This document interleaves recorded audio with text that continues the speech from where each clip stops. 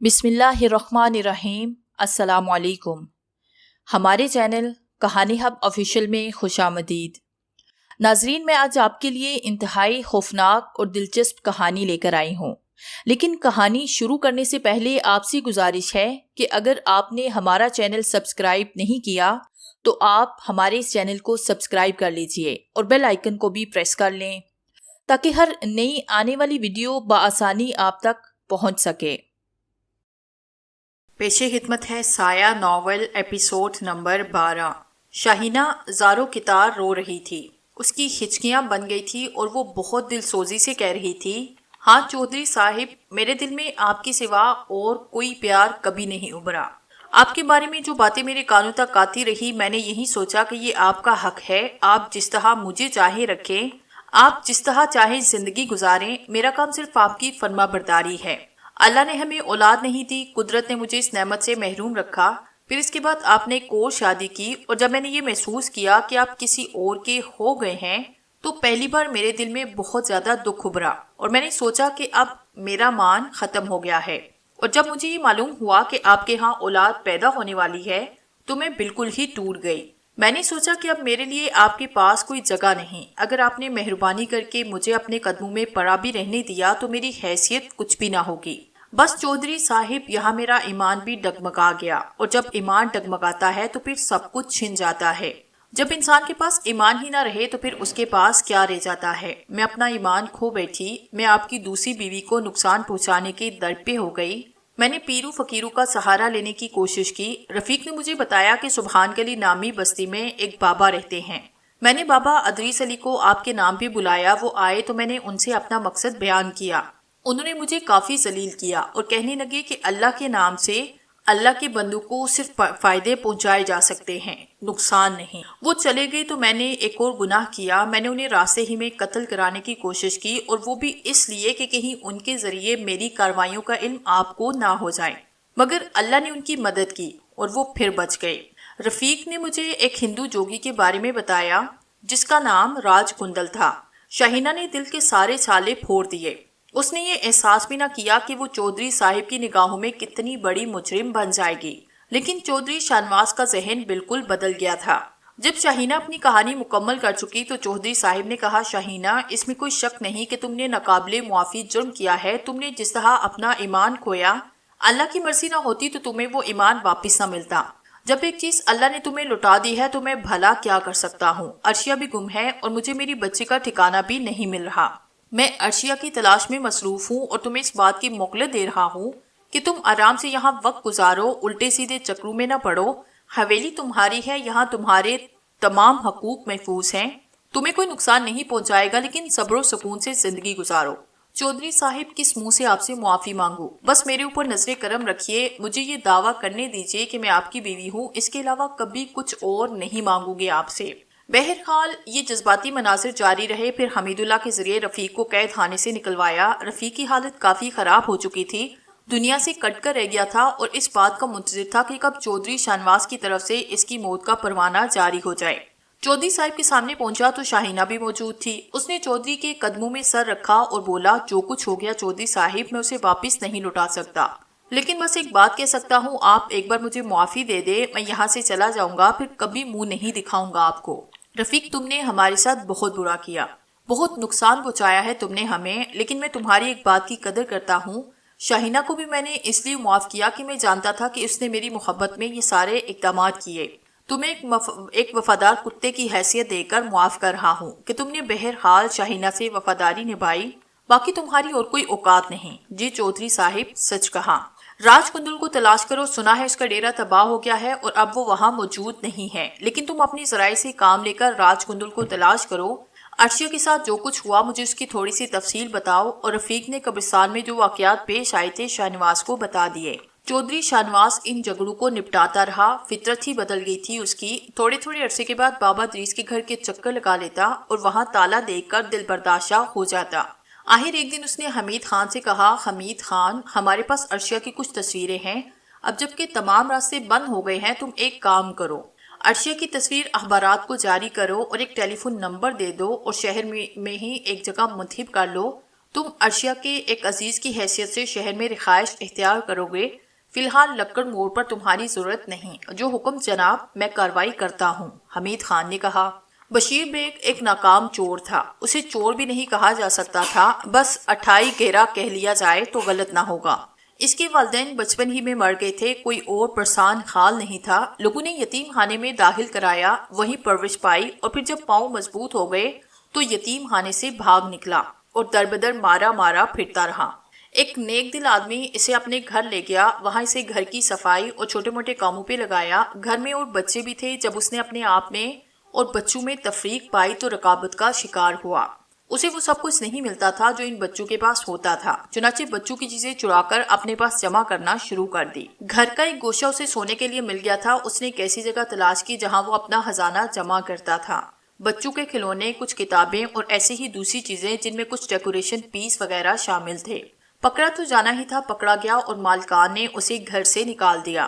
اس دوران اہل خانہ کی گاڑی صاف کرنا پڑتی. چنانچہ اسے ایک ہنر بھی آیا. وہ نکالے جانے کے بعد در بدر مارا مارا پھر رہا تھا کہ ایک بار اس نے کسی جگہ اپنے سے کچھ بڑے لڑکوں کو گاڑی صاف کرتے ہوئے دیکھا. چنانچہ ایک کپڑے کا حصول اس کے لیے کوئی مشکل کام نہ تھا. وہ ایسی جگہ گاڑیاں صاف کرنے لگا جہاں گاڑیاں پارک کی جاتی تھی، لیکن ایک بری عادت پڑ چکی تھی، یعنی کہ چیزیں چرانے کی. چنانچہ ان گاڑی والوں کی چیزیں بھی غائب ہو جایا کرتی. کافی عرصے تک یہ کام کرتا رہا. ایک مرتبہ کسی گاڑی والے نے اسے موبائل چراتے ہوئے پکڑ لیا. پولیس کے حوالے کرنے کی بجائے اس نے خود ہی اس کی اچھی خاصی ٹھکائی کی. اس علاقے کے دکانداروں نے اسے وارننگ دے دی کہ وہ دوبارہ وہاں نظر آیا تو اسے پولیس کے حوالے کر دیں گے. اسی آنکھ مچولی میں جوان ہوا. ایک کچی آبادی میں اپنے لیے رہائش تیار کی. لیکن دلچسپ بات یہ تھی کہ وہ ایک انتہائی ناکام چور تھا. جہاں بھی کہیں ہار ڈالتا کچھ ہاتھ نہ آتا سوائے ناکامی کے. ایک مرتبہ ایک خاتون کا پرس لے کر بھاگا اور اچھا خاصا ہنگامہ مچ گیا. اپنے تعاقب میں دوڑنے والے لوگوں کو ڈانس دے کر جب اسے ایک پناہ گاہ ملی، اس نے پرس کھول کر دیکھا تو اس میں 16 روپے اور 5,500 کے بل تھے. گیس کا بل، ٹیلی فون کا بل، بجلی کا بل، اور وہ بل بلا کر رہ گیا. دوسری دفعہ بھی یہی کام کیا تو پکڑا گیا اور خوب مرمت ہوئی. کئی دن تک گھر میں بھوکا پیاسا پڑا رہا اور سوچتا رہا کہ وہ کون سا طریقہ اختیار کرے جس سے کسی بڑی آمدنی کے امکانات ہوں. دنیا بچی طرح اس کی نگاہوں کے سامنے تھی اور وہ اپنے لیے اس دنیا میں کوئی مقام چاہتا تھا. جو چھوٹے موٹے کاموں کر رہا تھا ان سے اسے کچھ نہیں ملا تھا.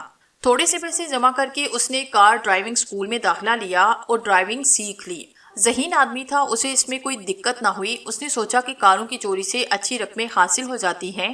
ایک لاک ماسٹر سے اس نے کاروں کے لاک کھولنے کا طریقہ بھی سیکھا، لیکن اس میں بھی اسے کوئی خاص کامیابی نہ ہوئی.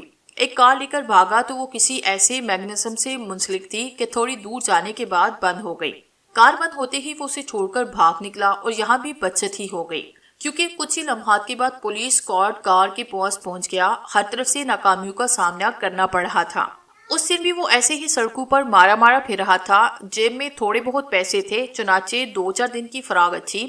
لیکن اس خیال میں ڈوبا ہوا تھا کہ اس کے بعد کیا ہوگا. وہ ایک پتلی سی سڑک سے گزر رہا تھا کہ اس نے ایک کار تھوڑے سے فاصلے پر رکتے ہوئے دیکھی. پرانی سی کار تھی. کار سے ایک آدمی نیچے اترا اور سامنے والے کیبن پر شاید پان یا سگریٹ خریدنے چل پڑا. بشیر بیگ کا دل چاہا کہ ذرا کار میں جھانک کر دیکھے، کیونکہ وہ شخص اسے کھلا ہوا چھوڑ کر گیا تھا اور انداز ایسا تھا جیسے چابی بھی کار میں لگی چھوڑ گیا ہو. بشیر بیگ کا انداز بالکل ٹھیک تھا. کار کی ڈرائیونگ سیٹ کے برابر والی سیٹ پر ایک پرانا سا بریف کیس پڑا تھا. بشیر بیگ کا دل دھک سے ہوگا. ہو سکتا ہے اس بریف کیس میں کوئی بڑی رقم موجود ہو. اس نے سامنے کی طرف نگاہ دوڑائی. کار سے اترنے والا پان کی دکان پر کھڑا سگریٹ پی رہا تھا. بشیر بیگ نے ڈرائیونگ سائیڈ کا دروازہ کھولا کیونکہ دوسری طرف کا دروازہ اندر سے لاک تھا. لمحوں کی بات تھی، اچانک ہی دوسری طرف سے کار والے کے چیخنے کی آواز سنائی دی. ابے او! بشیر بیگ بے اختیار کار کی ڈرائیونگ سیٹ پر بیٹھا. اس نے سیلف لگایا تو گاڑی ایک ہی سیلف میں سٹارٹ ہو گئی. اس نے پھرتی سے دروازہ بند کیا اور گاڑی گیئر میں ڈال کر بھگا دی. سیکنڈ اور تھرڈ گیئر میں لا کر اس نے گاڑی کی رفتار کافی تیز کر دی. کار والا تھوڑی دور تک بھاگا. اس کے بعد ادھر ادھر کسی اور سواری کی تلاش کرنے لگا تاکہ بشیر بیگ کا پیچھا کر سکے. لیکن اب بشیر بیگ نے یہ رسک لے ہی لیا تھا تو آگے جو ہوگا دیکھا جائے گا. سوائے اس کے کہ وہ گاڑی تیزی سے دوڑائے. گاڑی بے شک پرانی تھی لیکن اس کا انجن نیا بندھا ہوا معلوم ہوتا تھا کیونکہ دوڑنے میں وہ لاجواب تھی. بشیر بیگ راستے کاٹتا رہا. کئی بار اس نے گاڑی کئی پتلی گلیوں میں بھی ڈالی. ان گلیوں کے بارے میں سے مکمل معلومات حاصل تھی. بس یہ خطرہ تھا کہ وہ شخص کہیں کسی اور گاڑی میں تعاقب نہ کر رہا ہو. کوئی 15 منٹ تک وہ گاڑی دوڑاتا رہا. اس کے بعد جس سڑک پر آیا وہاں دور دور تک کسی کا نام و نشان نہ تھا۔ اس نے گاڑی ایک سنسان سی جگہ کے روکی اور برابر رکھا ہوا بریف کیس اٹھایا۔ گاڑی سے اسے کوئی دلچسپی نہ تھی، بس بریف کیس کا معاملہ تھا اور بریف کیس کو کھولنے میں اسے کوئی دقت نہ ہوئی، لیکن اندر سے جو کچھ نظر آیا اسے دیکھ کر ایک بار پھر اس کا دل مایوسی میں ڈوب گیا۔ اس میں 2 پرانے جوڑے شلوار قمیص رکھے ہوئے تھے، ان کے اوپر انڈر ویئر اور بنیان۔ بریف کیس کی سائڈ کی جیب میں ہاتھ ڈال کر اس نے وہ پھولی ہوئی چیز نکالی جو اس کے خیال میں پرس ہو سکتا تھا، لیکن پرس نہیں بلکہ ایک نوٹ بک سی تھی جس میں چھوٹے چھوٹے کاغذ ٹھسے ہوئے تھے۔ 1 روپیہ بھی حاصل نہ ہو سکا، البتہ جب اس نے اس نوٹ بک کے کاغذات کو الٹنا شروع کیا تو اچانک ہی اسے کسی ننھے سے بچے کی ہنسی سنائی دی اور وہ وحشت زدہ ہو کر ادھر ادھر دیکھنے لگا۔ تب اس کی نگاہ پچھلی سیٹوں کے درمیان پڑی، ایک بار پھر اس کا منہ حیرت سے کھلے کا کھلا رہ گیا۔ بے انتہا خوبصورت بچی تھی، بہت قیمتی لباس پہنے ہوئے، اس کی شوخ آنکھیں بشیر بیگ پر جمی ہوئی تھی اور ہونٹوں پر مسکراہٹ تھی۔ بشیر بیگ ایک لمحے کے لیے کوسا گیا، بچی کی آنکھوں میں ایک عجیب سی اپنائیت محسوس ہوئی۔ دوسری لمحے اس نے آنکھیں بند کر کے گردن جھٹکی اور بولا، اب آپ کا میں اچار ڈالوں محترمہ؟ لو بھائی، یہ تو عجیب مصیبت گلے پڑ گئی۔ ارے کیا کروں بی بی میں آپ کا؟ اور جواب میں بچی نے اپنے ننھے ننھے معصوم بازو پھیلائے جیسے وہ اس کی گود میں آنا چاہتی ہو۔ بشیر بیگ نے بریف کیس سے ملنے والی ڈائری جیب میں ٹھوسی اور بے اختیار بچی کی جانب ہاتھ بڑھائے۔ وہ بڑے پیار سے اس کی گود میں آ گئی تھی۔ بشیر بیگ نے ایک ٹھنڈی سی سانس لی اور بولا، آئیے آپ کو بھی دیکھتے ہیں، مگر یہاں سے بھاگ لینا بڑا ضروری ہے۔ اگر وہ کار والا پیچھا کرتا ہوا یہاں تک آیا تو لینے کے دینے پڑ جائیں گے۔ ارے باپ رے باپ، یہ ارے باپ رے باپ کا لفظ ایک اور خیال سے اس کے منہ سے نکلا اور یہ خیال تھا اغوا برائے تاوان۔ بچی جتنی نفیس نظر آ رہی تھی اور جتنے شاندار لباس میں ملبوس تھی اور جتنی خوبصورت تھی، اسے یہ اندازہ ہوتا تھا کہ کسی بڑے آدمی کی بیٹی ہے۔ اگر اس کی بیٹی کو اپنے قبضے میں کر لیا جائے تو مزے آ سکتے ہیں۔ بشیر بیگ بچی کو گود میں لے کر وہاں سے بھاگنے لگا۔ راستے سنسان تھے، کم از کم اتنا فاصلہ ضرور طے کر لینا چاہیے کہ اگر کوئی اس کار تک پہنچ بھی جائے تو اسے دیکھ نہ سکے۔ چنانچہ وہ دوڑتا رہا اور بہت دور نکل آیا۔ کار اب اس کی نگاہوں سے اوجھل ہو گئی تھی۔ وہ کافی دیر تک رکے بغیر چلتا رہا اور پھر ایک ایسی سڑک پر نکل آیا جہاں سے اس کے گھر کا فاصلہ زیادہ نہیں تھا۔ کچھ لمحے سوچنے کے بعد وہ گھر کی طرف چل پڑا۔ راستے میں اس نے بہت سی باتیں سوچی، بہرحال یہ ایک نیا کام اس نے کیا تھا۔ اگر بچی واقعی کسی بڑے آدمی کی ہے تو اچھی خاصی رقم حاصل ہو جائے گی۔ بچی نے اب تک منہ تک نہیں بسورا اور اسی طرح اس کی طرف متوجہ نظر آ رہی تھی جیسے جانی پہچانی ہو۔ اس پر جب کبھی نگاہ پڑتی بشیر بیگ کے دل میں ایک اپنائیت خیال ابھرتا۔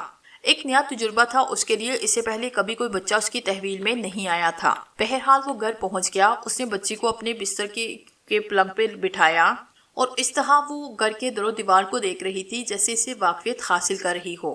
بشیر بیگ نے سب سے پہلے دروازہ اندر سے بند کیا، پھر وہ بچی کے پالنے کے پاس نیچے زمین گھٹنوں کے بل بیٹھ گیا۔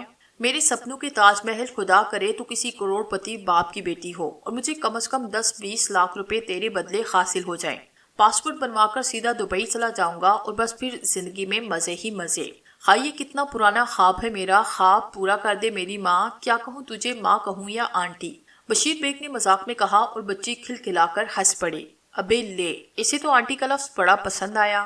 چل ٹھیک ہے، آج سے میری تو خالہ، کیا سمجھی؟ بچی بار بار ہنس رہی تھی اور اس کی ہنسی اس قدر دلکش تھی کہ بشیر بیگ کا دل ڈول ڈول جاتا۔ وہ اپنے آپ ہی سے باتیں کرنے لگتا۔ ارے بھائی بشیر بیگ، کس ٹنٹے میں پڑ رہا ہے؟ ابے بچے پالنے کا کوئی تجربہ تجھے ہے؟ اور پھر تو کرے گا کیا؟ خود کھانے کے لیے نہیں، آنٹی کو کہاں سے کھلائے گا؟ کیوں آنٹی؟ بچی نے عجیب سی نگاہوں سے اسے دیکھا۔ بشیر بیگ کو ایسے لگا جیسے اس کی آنکھوں سے کوئی مقناطیسی چمک نکل رہی ہو۔ کمال ہے بھائی جان، کمال ہے، پتہ نہیں کس کی اولاد ہے، کچھ پتہ تو چلے۔ اور پھر اس نے وہ ڈائری نما چیز نکالی جس میں نہ جانے کیا کیا علم گلم بھرا ہوا تھا۔ کپڑوں کی رسیدیں، کچھ بل جو کسی معمولی سے علاقے میں رہنے والے کسی فرد کے تھے، پھر اسے ایک موبائل نمبر ملا۔ ہاں یہ کام کی چیز ہے، ویری گڈ۔ چلو ٹھیک ہے، یہاں سے کام کریں گے، لیکن تھوڑا وقت گزرنے کے بعد۔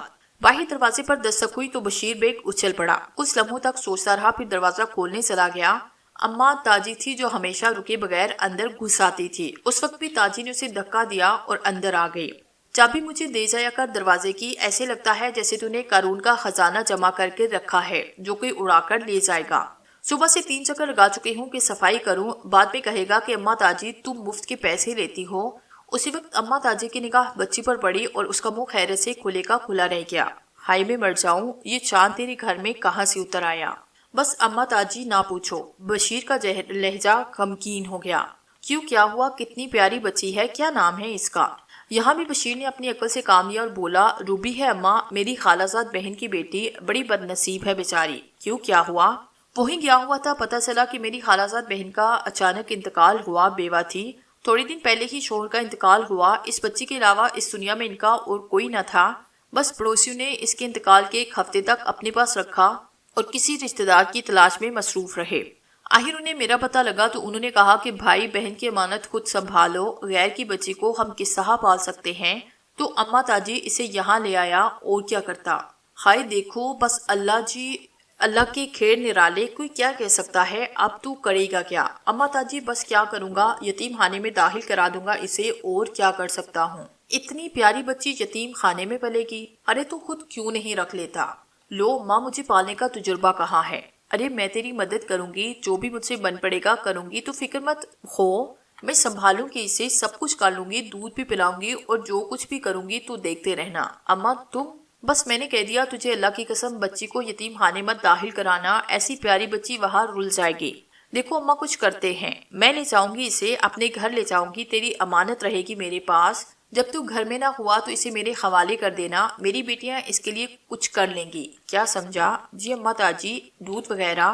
ارے اللہ سب کی تقدیر کا دیتا ہے، دودھ بھی پلا لوں گی اسے، جو کبھی ضرورت ہوئی وہ پوری کر لوں گی، تو بالکل فکر مت کر۔ اماں تاجی بچی پر فریفتہ ہو گئی تھی۔ بشیر نے سوچا کہ کام تو اسے اپنا کرنا ہی ہے، اگر تھوڑے دن کے لیے اماں تاجی کا سہارا مل جائے تو وہ آسانی سے اپنا کام کر سکے گا۔ بچی کو اماں تاجی لے گئی اور بشیر پروگرام بنانے لگا، لیکن اس نے تھوڑا سا توقف کیا اور سوچنے لگا کہ اس موبائل فون پر ذرا بعد ہی میں رابطہ کرے گا۔ ادھر بچی کو گاڑی میں لے کر آنے والا فیض بری طرح بدواس ہو گیا تھا، بچی اس کے سامنے گاڑی سمیت اغوا ہو گئی تھی، اغوا کرنے والے کو بھی اس نے غور سے نہیں دیکھا تھا، ویسے گاڑی بھی ایک دو سے مانگ کر لائے تھے، یہ دونوں اور وقت مقررہ پر اسے گاڑی واپس کرنا تھی۔ فیض کے اسان ہتا ہو گئے تھے، وہ بری طرح بھاگا تھا، لیکن کوئی سواری اسے نہ ملی، سواری کافی دیر کے بعد ملی اور وہ اس میں بیٹھ کر چل پڑا۔ نگاہیں چاروں طرف بٹک رہی تھی اور وہ بری طرح دہشت زدہ ہو گیا، حالانکہ جانتا تھا کہ بچی کی ضرورت شکیل کو بھی نہیں ہے۔ شکیل نے اسے رازداری سے دل کی بہت سی باتیں بتائی اور یہ بتایا کہ بچی کا اسے کوئی اچار نہیں ڈالنا، بس اسے غائب کرنا ہے۔ کافی دور تک وہ ادھر ادھر نگاہیں دوڑاتا رہا، لیکن کچھ پتہ نہ چل سکا۔ پھر اس نے ایک پبلک کال بوتھ سے شکیل کے موبائل پہ فون کیا اور شکیل کا اس سے رابطہ ہوا۔ یار شکیل بھائی، بڑی گڑبڑ ہو گئی ہے۔ کیوں کیا ہوا؟ شکیل کی آواز سنائی دی اور فیض نے اسے ساری بات بتائی۔ دوسری طرف خاموشی ہوئی، پھر شکیل نے کہا یار تو نے بڑی لاپرواہی کا ثبوت دیا۔ کیا بتاؤں شکیل بھائی، سگریٹ کی طلب ہو رہی تھی اور سگریٹ نہیں تھی میرے پاس، بس سگریٹ لینے اترا، بڑا شرمندہ ہوں تم سے۔ مسئلہ بچے کا نہیں گاڑی کا ہے، گاڑی تو واپس کرنا ہوگی ہمیں، یہاں بڑی گڑبڑ مچی ہوئی ہے۔ محمود علی نے سب کو دھمکیاں دی اور کہا ہے کہ وہ زمین آسمان ایک کر دیں گے، بچی کا پتہ چلنا چاہیے۔ میں بھی بڑی افسردگی کا اظہار کر رہا ہوں، بہرحال میں موٹر سائیکل لے کر بچی کی تلاش میں نکلتا ہوں، تم کہاں ہو اس وقت مجھے بتاؤ، تمہیں بھی ساتھ لے لوں گا، اصل میں ہمیں گاڑی تلاش کرنا ہوگی۔ ہاں بالکل، فیض نے کہا اور جہاں وہ تھا اس سے اپنا پتہ بتایا۔ چنانچہ تھوڑی دیر کے بعد شکیل موٹر سائیکل پر اس کے پاس پہنچ گیا۔ فیض نے اسے پوری تفصیل بتائی، دونوں گاڑی کی تلاش میں چل پڑے۔ تقریباً 2-3 گھنٹے کی جدوجہد کے بعد بالکل اتفاقیہ طور پر وہ جگہ پہنچے جہاں گاڑی موجود تھی۔ انہوں نے سکون کی گہری سانس لی، گاڑی کی تلاشی لی، بریف کیس گاڑی میں موجود تھا، لیکن فیض کی ڈائری غائب تھی۔ وہ تو شکر ہے کہ اور کوئی قیمتی چیز موجود نہ تھی۔ چلو ٹھیک ہے، جو بھی تھا وہ بچی کو لے گیا۔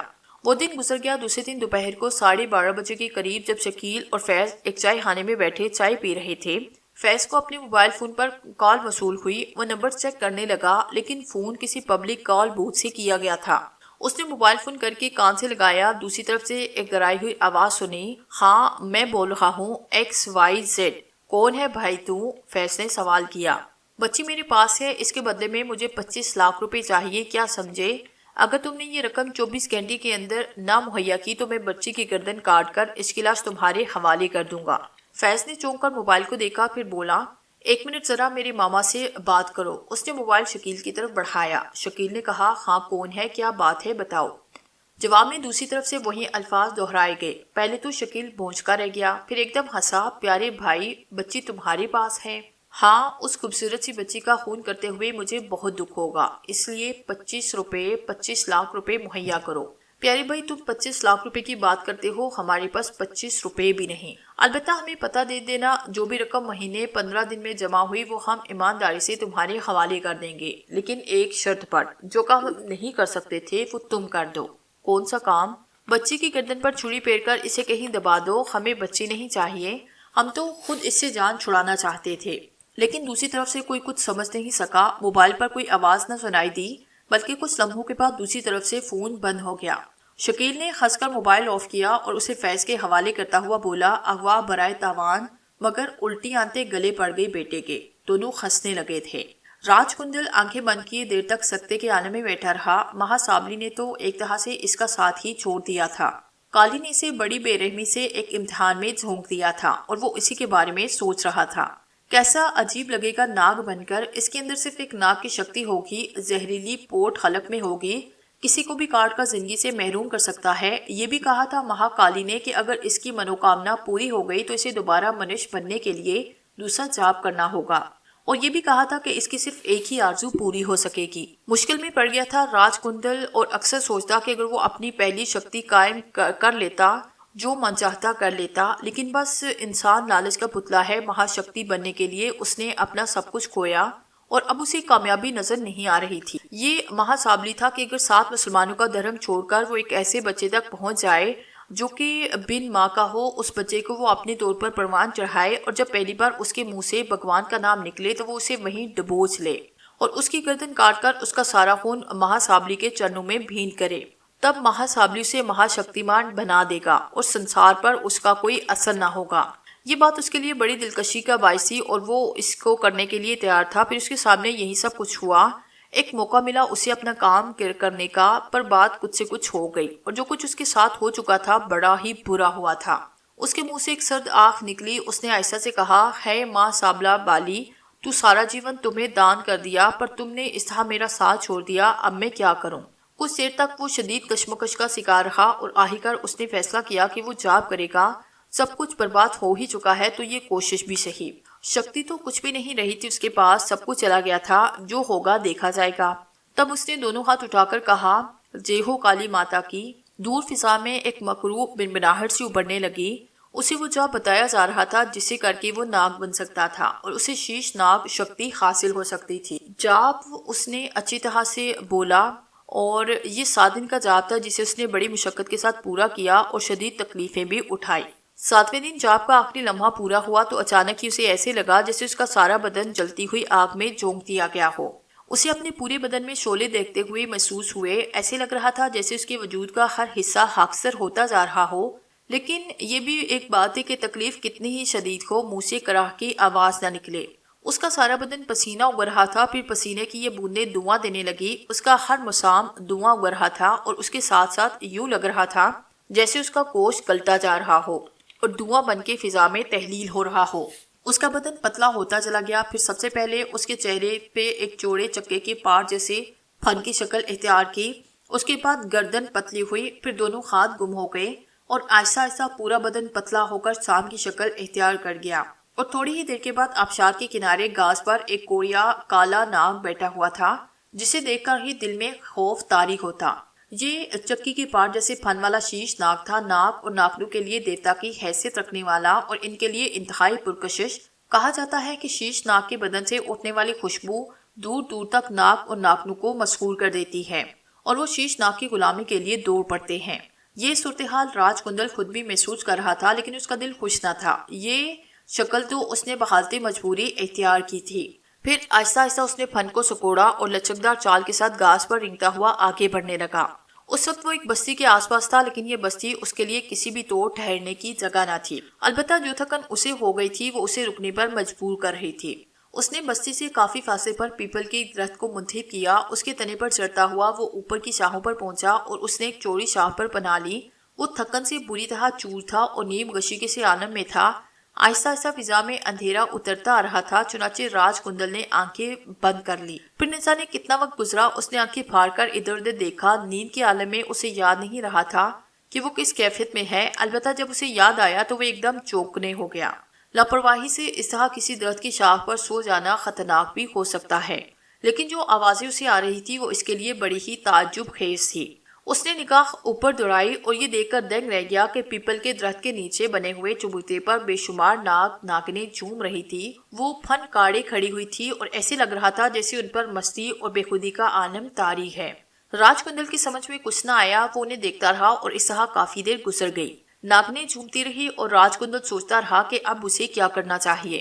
پھر اسے یاد آیا کہ یہ بھی اسی نسل کے ہے، یہ اسے کوئی نقصان نہیں پہنچا سکیں گے کیونکہ اب وہ انسان نہیں، خود ان کے جیسا ہے۔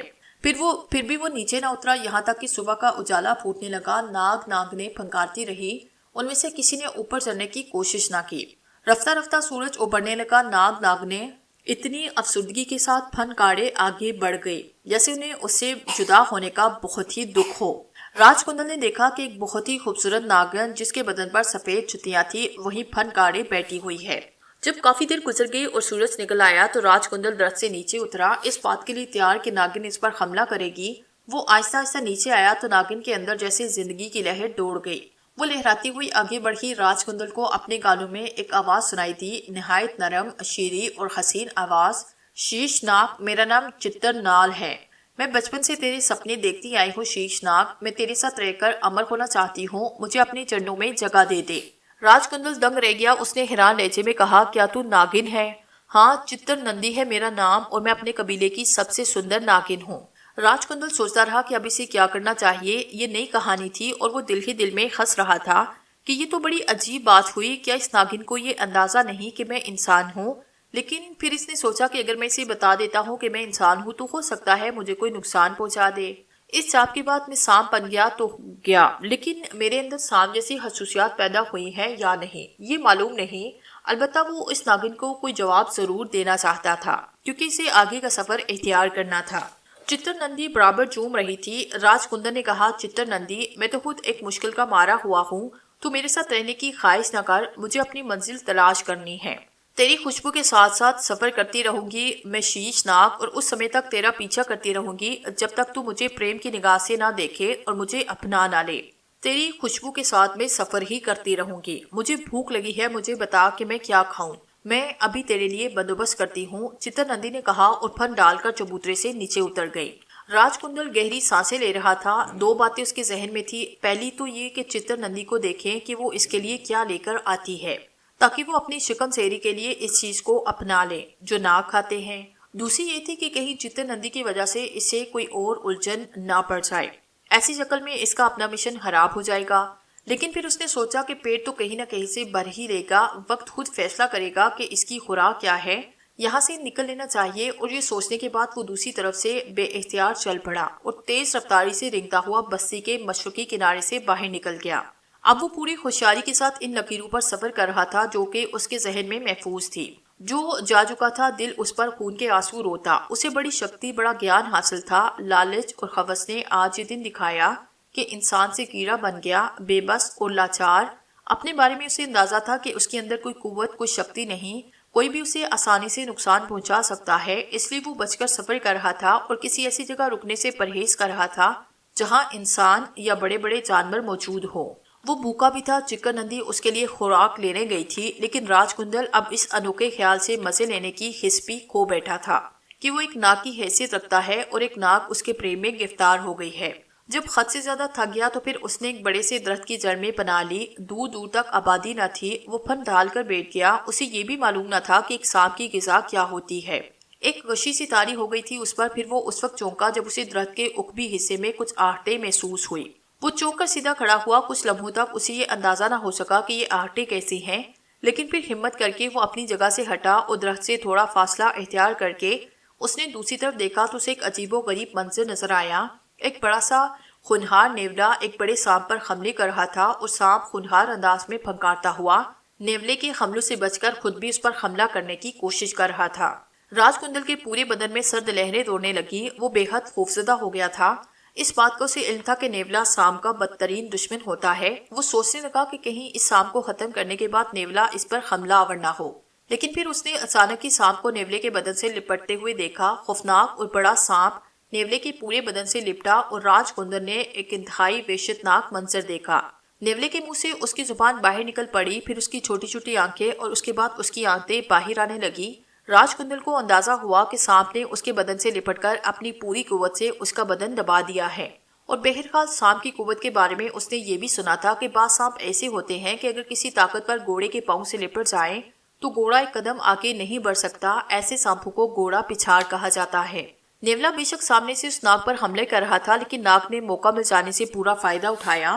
نیولا چند لمحوں میں بے جان ہوا۔ سانپ دیر تک اس کے بدن سے لپٹا رہا، پھر جب اس نے محسوس کیا کہ نیولا دم توڑ چکا ہے تو آہستہ آہستہ وہ اس کے بدن سے ہٹنے لگا، اور پھر راج کندل کو چتر نندی کی آواز سنائی دی، میں زخمی ہو گئی ہوں شیش ناگ مہاراج۔ ایک بار پھر راج کندل کے ذہن کو جھٹکا لگا، وہ پہچان نہ سکا کہ یہ چتر نندی ہے، مگر یہ کہاں سے آ گئی؟